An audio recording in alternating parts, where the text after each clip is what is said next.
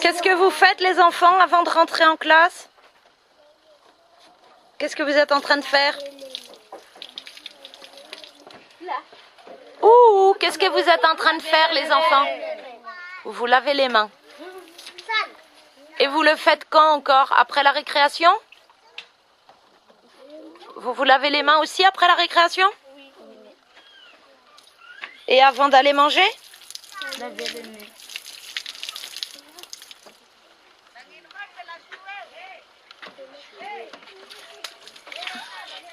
Le 6 octobre dernier marquait la rentrée pour les loustiques et toute l'équipe.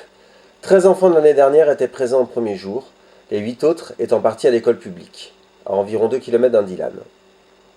Comme tous les ans, nous ne savons jamais trop les raisons exactes de ces départs, mais le nouveau gouvernement malgache ayant promis des améliorations du système éducatif, nous espérons que Mélodie, Tania, Francine, Romana pourront poursuivre correctement leur scolarité. Quant à Josette et Josiane, elles sont parties à l'école des sœurs à Jamanjar, rejoindre leur frère José.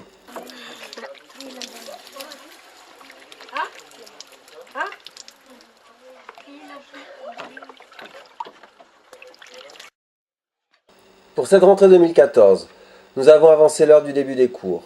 L'année dernière, nous l'avions fixée à 8 h pour finir la matinée à 12h30. Cette année, nous commencerons à 7h30, afin d'éviter l'endormissement des plus petits, ne pouvant tenir jusqu'à 12h30. Il y a encore les tomates, papa tout dessous. Le repas se fait donc à 12h30, pile, pour que tout le monde puisse reprendre des forces à temps. À la cuisine, de nouvelles mamans viennent aider Nettie à la préparation du repas, tandis que François le gardien et Papa Toudissour s'occupent de l'entretien de la cour et du potager.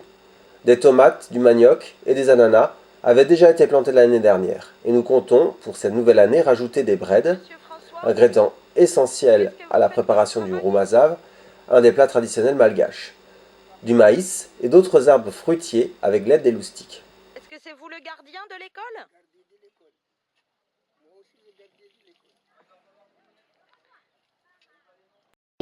Et le jour? Oui. Le combien? Le mois? Dans l'ensemble, nous ne pouvons que nous réjouir de cette nouvelle puisqu'elle démontre que l'école utopique loustique et son concept de tremplin semblent bien fonctionner.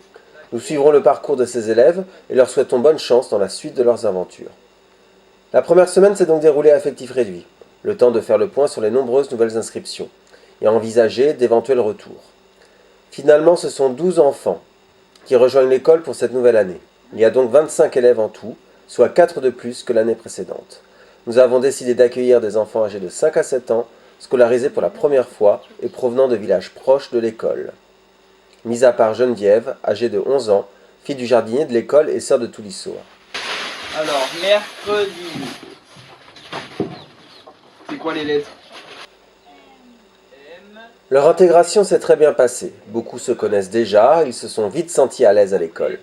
Les élèves de l'année dernière étaient pour la plupart familiarisés avec le milieu scolaire et détenaient un niveau équivalent à la maternelle, dernière section, voire CP, CE1, avec ses 12 nouveaux loustiques. Il s'agit maintenant d'apprendre à tenir un stylo et faire ses tout premiers pas en français.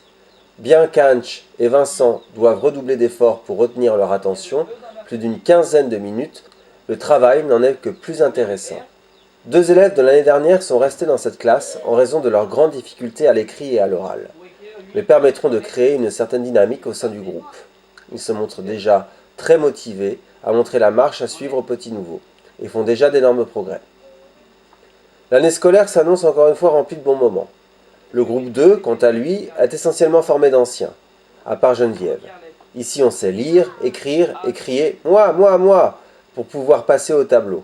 Le niveau est donc un peu plus solide, même si Sahana, Suzette, Edino et Angéline, la fille de la cuisinière, sont légèrement en avance sur les autres. Nous nous organisons pour faire des leçons et exercices différents, adaptés à chacun, afin que tout le monde puisse progresser à son rythme. Notre manière de travailler reste en général inchangée. Nous partageons l'ensemble des matières, ainsi que les 2 groupes d'élèves. Anne est par exemple chargée des mathématiques le matin avec le premier groupe, tandis que Vincent travaille le français avec le second. À la 2e heure, nous changeons de groupe. Certains cours se font ensemble, dehors sur la terrasse, comme l'expression orale ou les cours de malgache.